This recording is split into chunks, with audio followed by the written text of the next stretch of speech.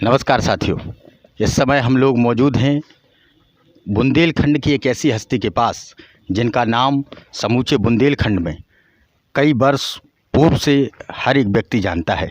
एक ऐसी हस्ती जिन्होंने पूरे बुंदेलखंड में अपने नाम का डंका बजवाया है।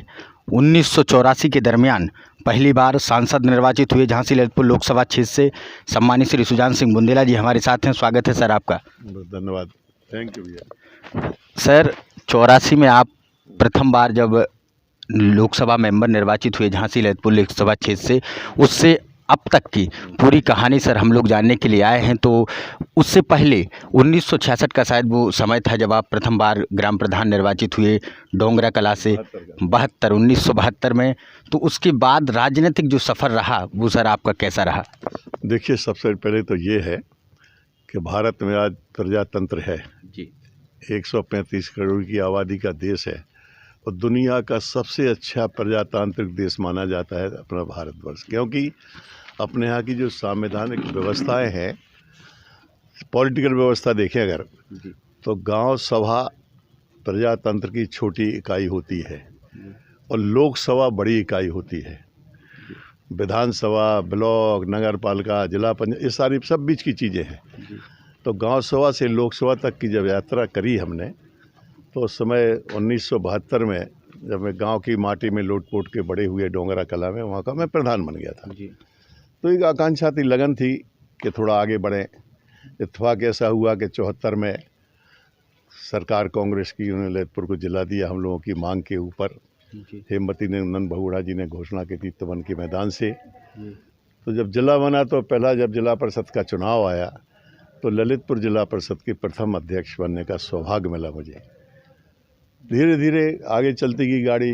70 पर 80 में असेंबली के चुनाव आ गए तो महरौनी विधानसभा क्षेत्र की महान जनता ने काफ़ी भारी बहुमत से हमें जिता के असेंबली भेजा।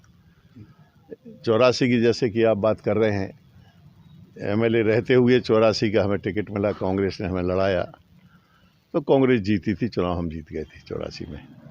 इसके बाद समय बढ़ता गया और लड़ते गए, चलाते गए। 1989 तक आप सांसद रहे, दूसरी बार 1999 में आप सांसद रहे। लेकिन 2004 का जब माहौल आता है तो तमाम लोगों के तमाम सवाल पैदा होते हैं कि 2004 में टिकट कांग्रेस पार्टी आपको दे रही थी, लेकिन तथाकथित लोग पर जब तथाकथित लोगों से हमारी कल बात हुई तो उन्होंने बताया कि बुंदेला जी भाई के प्रेम में 2004 का जो चुनाव था वो नहीं लड़े, क्योंकि वो समाजवादी पार्टी से कैबिनेट मंत्री थे और उस समय कांग्रेस में से उनका चुनाव लड़ जाना तो भाई उनके साथ आ जाते और उस समय उनकी मंत्री के पद पर कहीं आँच ना जाए, इस वजह से 2004 का चुनाव उन्होंने नहीं लड़ा, ऐसा तथाकथित लोग कहते हैं।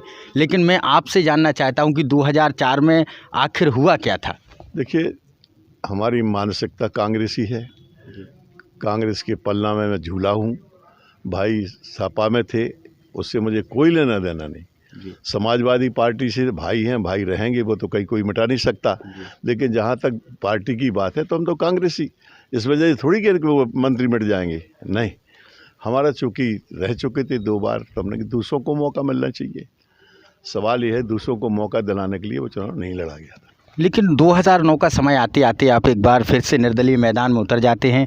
प्रदीप जैन आदित्य उस समय झांसी ललितपुर लोकसभा क्षेत्र से सांसद बने, तो उस समय के क्या पूरा आंकलन रहा आपका? देखिए, तो दरअसल कार्यकर्ता जो वर्कर्स जो हमारे साथी सहयोगी थे, उन्होंने काफ़ी दबाव डाला हमारे ऊपर। उन्होंने कहा कि नहीं आपको तो हमें भी एक अपना थर्मामीटर लगाना था कि लोग कहाँ तक कितना हमें चाहते हैं, मानते हैं ललितपुर के लोग। तो लड़ गए थे तो लोगों ने बाकायदा सम्मान दिया और तीनों लगभग 200-400-500 वोट के फ़र्क से कांग्रेस के कैंडिडेट, निर्दलीय हम और बसपा के तीनों को लगभग बराबर उठाए थे।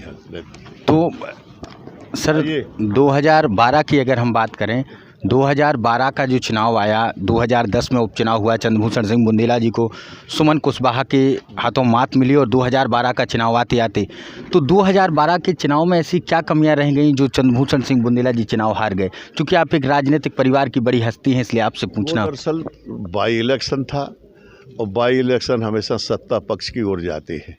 जी, मैं सर 2010 की नहीं 2012 की भी बात कर रहा हूँ। नहीं, तो 12 में तो चूँकि अब सपा की सीट से लड़े थे, पार्टी की उतनी अच्छी छवि नहीं रही होगी, इसलिए चुनाव हार गए थे उसमें। पार्टी की छवि के ऊपर भी तो चुनाव होते हैं नहीं। जी, लेकिन 2012 में जब समाजवादी पार्टी की सरकार उत्तर प्रदेश में उस दौरान बनती है, ललितपुर सदर विधानसभा सीट से चंद्रभूषण सिंह बुंदेला चुनाव हार जाते हैं, तो इसके पीछे कोई कारण? नहीं, बनती है जी, लेकिन लोगों की जो विचार हैं, आवाम के, जो जनता के, उस समय रुझान नहीं रहा होगा इस क्षेत्र की जनता के, चुनाव हार गए थे।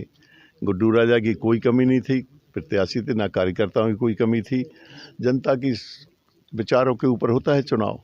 तो 2017 का जो चुनाव आया उसमें बुंदेला परिवार से एक भी कैंडिडेट ललितपुर सदर विधानसभा चुनाव में मैदान में नहीं आया, इसके पीछे कोई कारण? ना कोई कारण नहीं था, उसमें कोई कारण नहीं था। लड़के से मैंने कहा लड़ो चुनाव, ने असमर्थता जाहिर की, स्वास्थ्य ठीक नहीं था, हम भी बीमार रहते हैं, तो नहीं लड़ा गया वो चुनाव। तो अब 2022 का जो चुनाव है उसमें चंद्रभूषण सिंह बुंदेला गुड्डू राजा आपके सुपुत्र हैं और वो मैदान में है इस समय। कल हमारी उनसे बात हुई तो उन्होंने कहा कि जनता तय करेगी कि कौन विधायक होगा, जनता के बीच हम लोग विकास का मुद्दा लेकर के जा रहे हैं। तो आपको इस पूरे चुनाव में, चूंकि आप बुंदेलखंड के एक बहुत बड़े महारथी रहे हैं, आपको पूर्ण रूप से ज्ञान है ललितपुर ज़िले की जनता सन 72 से अभी तक, तो इसमें आपको क्या लग रहा है, कौन सी पार्टी आगे जाती हुई नज़र आ रही है? बिल्कुल बहुजन समाज पार्टी की दोनों जिले की दोनों सीट उसके पक्ष में जा रही है, उनकी झोली में जा रही है। बीएसपी ही चुनाव जीतेगी दोनों जगह से। तो बहुजन समाज पार्टी से अगर चुनाव चंद्रभूषण सिंह बुंदेला गुड्डू राजा जी अगर जीत जाते हैं तो आपके ऐसे क्या उपदेश उनको रहेंगे जिससे ललितपुर ज़िले की जनता को सुखहाल महसूस करे? वो सवाल ये है कि सबसे पहले किसान की खुशहाली के लिए उनके खेतों को अगर पानी दिला सके गुड्डू राजा तो सबसे बड़ी उपलब्धि। जैसे हमने जीवन में अपनी लड़ाई लड़ी, राजघाट बांध परियोजना जहाँ इंदिरा जी प्राइम मिनिस्टर थी, सन 1972 में शिलान्यास हुआ था, नहीं बना पाए।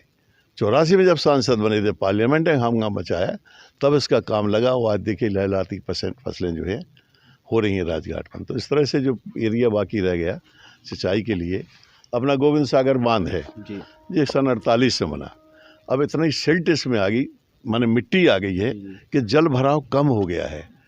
तो इसी से क्या है कि नीचे की जितनी कमान इनका एरिया था वो कम हो गया, वहाँ तक पानी नहीं पहुँच रहा टेल तक।